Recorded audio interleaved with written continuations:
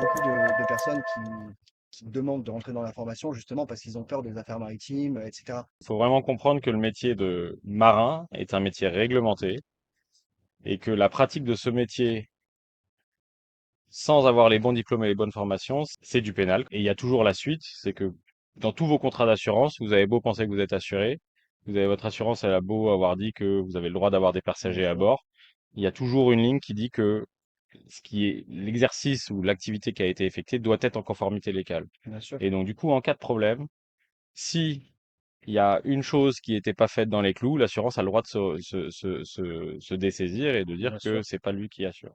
bien sûr, En plus de ça, l'armateur est responsable du capitaine qui l'embauche. C'est-à-dire que le, si moi, propriétaire d'un bateau, j'embauche quelqu'un sans avoir vérifié ou même en pensant qu'il a les bons diplômes et les bonnes formations, mais que dans les faits, c'est pas le cas, mon assurance va me retoquer. Je vais pouvoir être poursuivi pénalement pour cette activité, cet emploi d'activité réglementée hors dehors des bien clous sûr. réglementaires.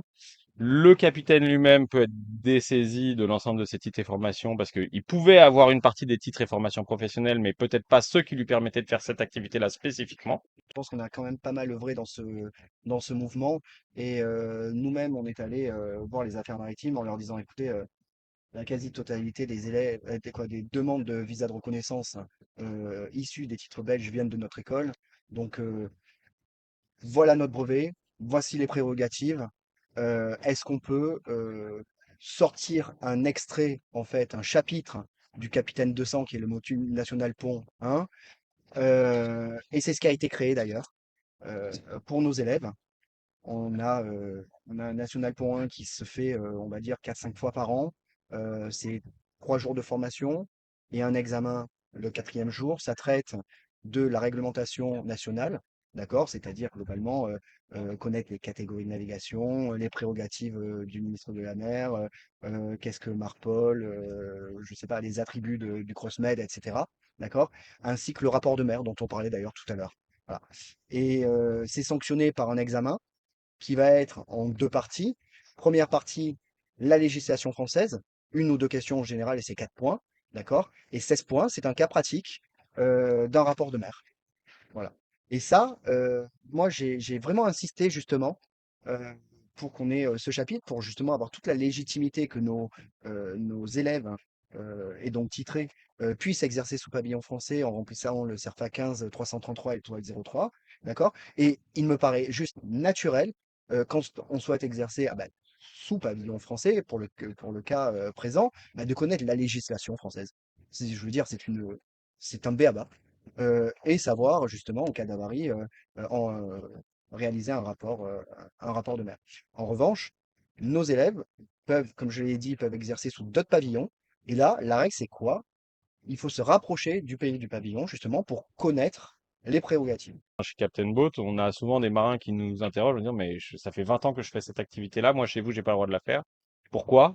On lui explique et il se rend compte que il y avait des choses qui n'étaient pas 100% OK dans ce qu'il faisait. Tout à fait. Et donc aujourd'hui, on leur apporte aussi cette capacité de ne plus se prendre la tête et en fait, voilà, de savoir que nous, on ne les placera que sur des missions qui sont en conformité légale. Et de la même manière, les marins que tu nous envoies, une fois formés, nous, on est capable de leur donner du travail. Franchement, tu leur apportes des missions clés en main. Ils savent que ils sont dans la légalité. Tu gères leur administratif, tu les places.